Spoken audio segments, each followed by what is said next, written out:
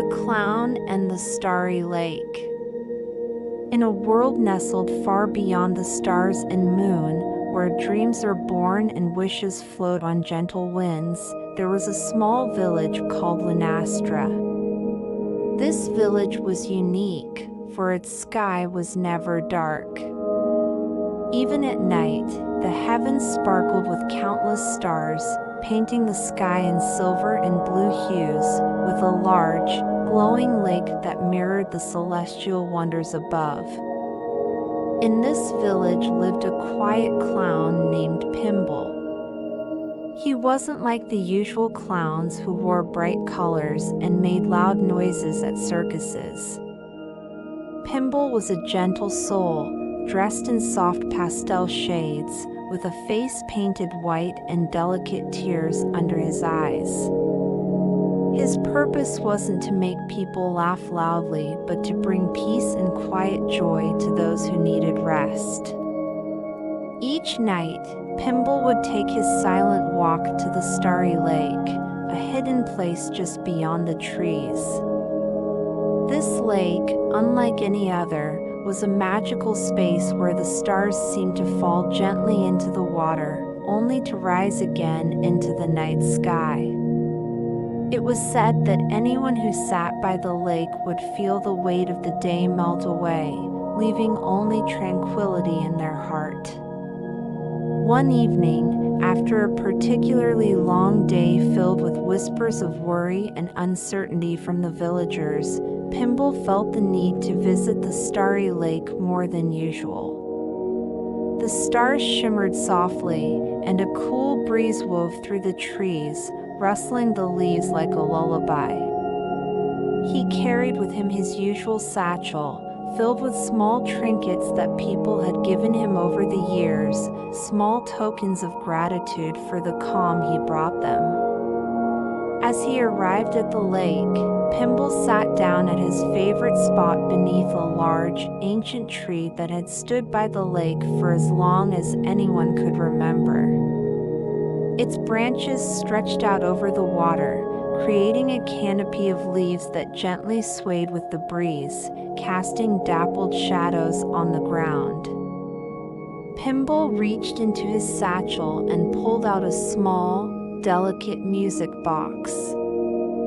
It was old and worn, the paint chipped in places, but the melody it played was as sweet as ever.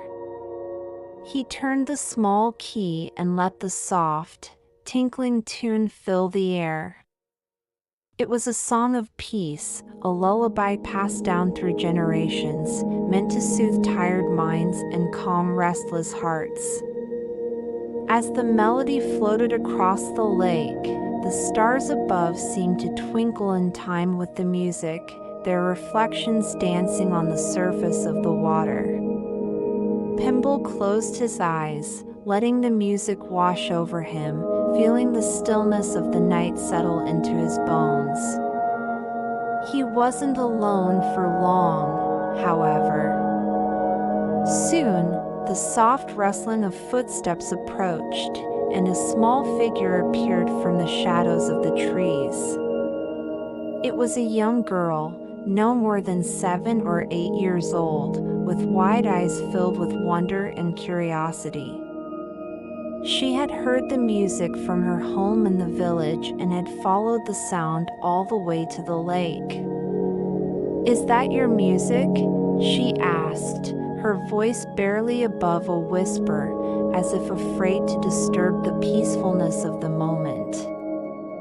Pimble smiled and nodded, patting the ground beside him, inviting her to sit.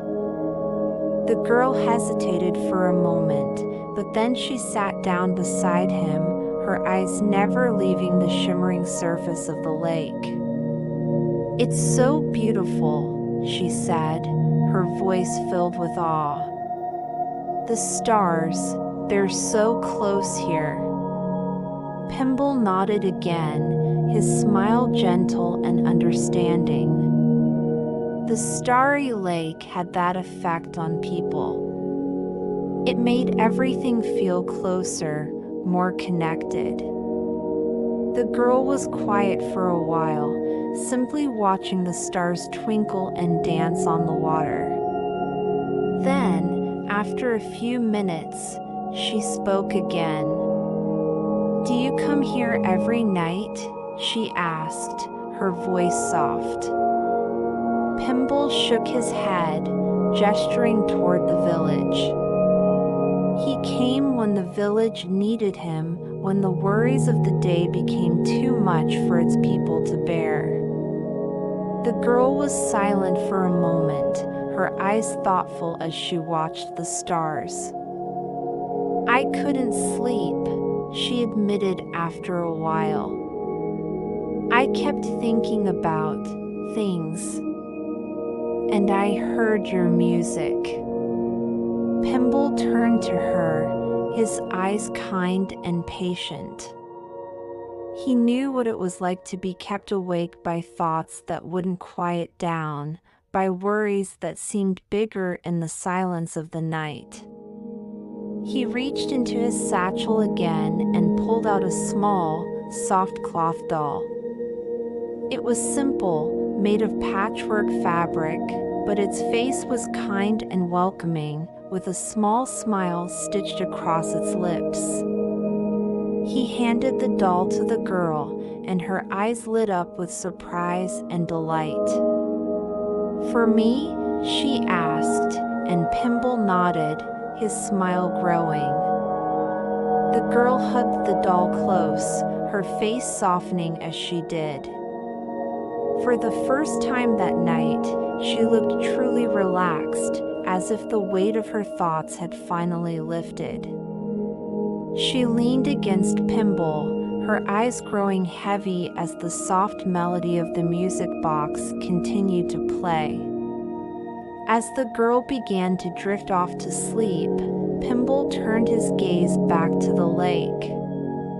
The stars continued their slow, graceful dance across the water, each one a tiny spark of light in the vast expanse of the night sky.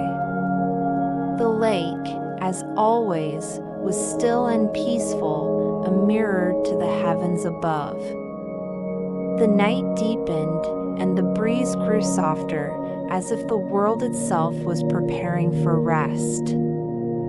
The trees swayed gently, their leaves whispering secrets to the wind. Pimble sat quietly, watching over the sleeping girl, his heart full of the quiet joy that came from knowing he had brought peace to someone in need. As the stars began to fade, one by one, and the first light of dawn touched the horizon, Pimble carefully lifted the girl into his arms. She stirred slightly but didn't wake, her face still peaceful in sleep. He carried her back to the village, his footsteps soft and quiet on the path. When they reached the girl's home, Pimble gently laid her down in her bed, tucking the doll in beside her. She murmured something in her sleep, her hand clutching the doll tightly, and then she was still once more, her breathing slow and steady. Pimble stood by her bedside for a moment longer, watching her sleep. Then, with a quiet sigh, he turned and left, slipping out into the stillness of the early morning.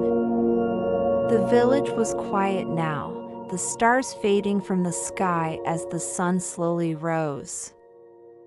Pimble made his way back to his small home on the edge of the village, the soft glow of the starry lake still in his mind. As he lay down in his bed, the weight of the day finally catching up with him, Pimble closed his eyes and let himself drift off to sleep, knowing that the stars and the lake would be waiting for him when the night came again.